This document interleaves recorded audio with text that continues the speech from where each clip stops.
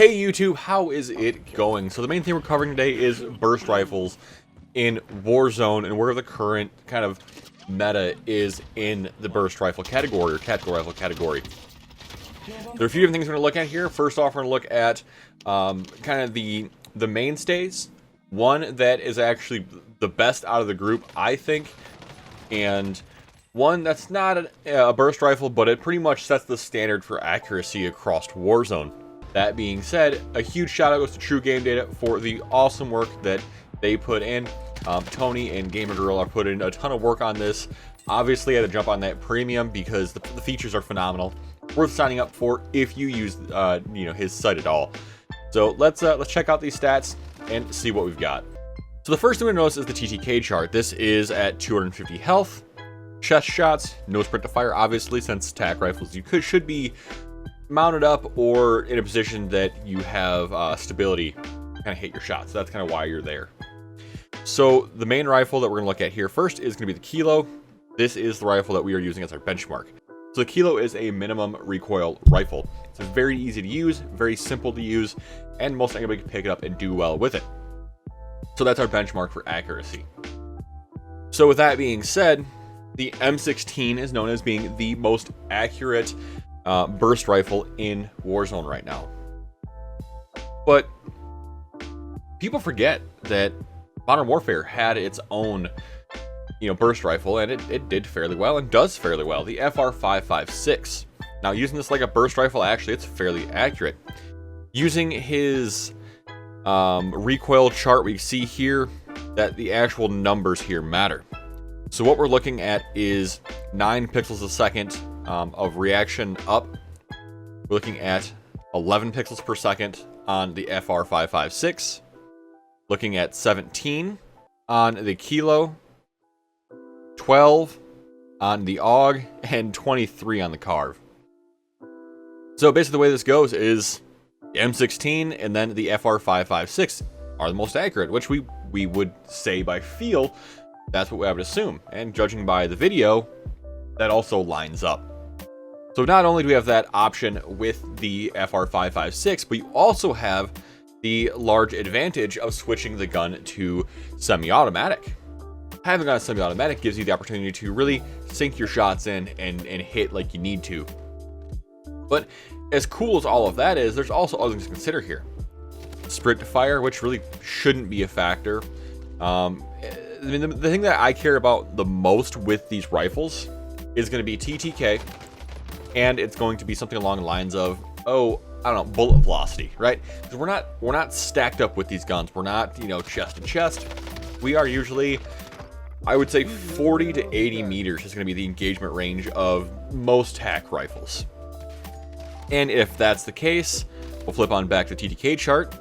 If that's the case, what we need to look at here, let's get rid of that Kilo, is 60 meters, 80 meters, 40 meters to 80 meters. Basically, anywhere, the FR556 just wins out. Now, switching this to semi-automatic does mean that you can shoot fairly freaking quick with it, but it depends on your trigger finger. So if you're using tactical bumper layout, that might give you a massive advantage on this gun, so keep that in mind. So not only all of that, come into play, but what about the actual stats themselves? The stats themselves do matter. So the bullet velocity I was talking about. Let's take a look at this chart and see what this has to say about the bullet velocity. So as we look at this, what we're going to notice is we're looking at around 1,100 meters per second and about 1,200 meters per second with the Kilo. But this gives us the opportunity to really shoot flat and hit our shots and be accurate. Not only do we have more ammunition with the FR556 than the M16, CARV, and AUG, we also have the opportunity for faster reload speeds. I mean, that's a factor. It is a factor when it comes to things like this, is that the faster reload speed matters, especially when you have more damage per mag. So flipping that back up, if we go to damage per mag, it's just not even comparable, right? Not even close. And if you start throwing head damage in, ridiculous. Now, obviously you gotta hit your head damage on that, but you go back to chest, and like I said, it's an insane difference that the FR556 is just being overlooked right now as a burst gun. So, and again, looking at these stats, we also notice a few other things too. The sprint speed actually isn't that bad, but we could pair this with, I don't know, a Mach 10 or a Bullfrog, even better yet. And that will get you where you need to be. Alright, so as far as this loadout goes on this FR556, where we're setting this up is going to be with the pretty much standard monolithic suppressor. So what this does is obviously deadens the sound, but gives you more bullet velocity and the extended damage range, which doesn't necessarily matter because this gun doesn't have a damage range. It's just from 0 to infinity, it's the same damage. So barrel, we want the 24.4 inch sniper because of the recoil control and the bullet velocity increase. As far as a foregrip goes, you have an option here. You can either go the commando foregrip, which will reduce the horizontal, or if you go with the Merc, it will reduce the vertical quite a bit more. Personally, I go the commando to try to tighten that up side to side. From there, I'll grab the 50 round mag. Finally, the optic, you want to grab the VLK 3.0, customize, reticle, and make sure you hit the T-pose. So, with all of this set up now, this is pretty much what we're running. So if you want to give the Cold War burst guns a shot, the way you're going to go with that is the agency silencer or groove suppressor, whatever it is for that gun. The titanium barrel, because that has the fastest fire rate, and there's no damage drop off on these guns, so that's not worth worrying about. The axial arms 3 times with the, I say, the precision or the clean living reticle, and the field agent foregrip, which reduces the horizontal and vertical recoil. And I like the 45 round mag because it doesn't hurt your ADS dime at all. So that is the recipe for these guns for Cold War. Is basically just first mag, field agent grip, agency silencer, titanium barrel, and axial arms 3 times. But overall, guys, I would say give the FR556 a shot. Use the gun.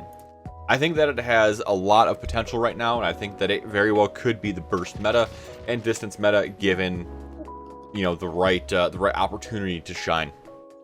I think that overall things are in kind of a nice spot though in Warzone as far as the balance of the guns goes. But we have got daily content coming out over the next little while, so if you're interested in keeping up on the latest Call of Duty news and the latest that Call of Duty has to offer as far as loadouts go, make sure you hit that like button and hit subscribe on this channel.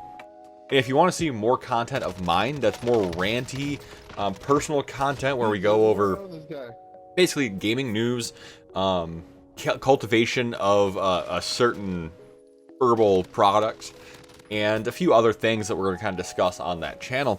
So be sure to head over to more DailyCliche and, you know, hit like, hit subscribe on some of that stuff. Right now it's got a lot of New World content as that's what we're kind of playing other than Warzone right now. So that's just kind of spilling space for quite a while. But guys, thanks for hanging out. I appreciate it. Have a good one. I'll see you around.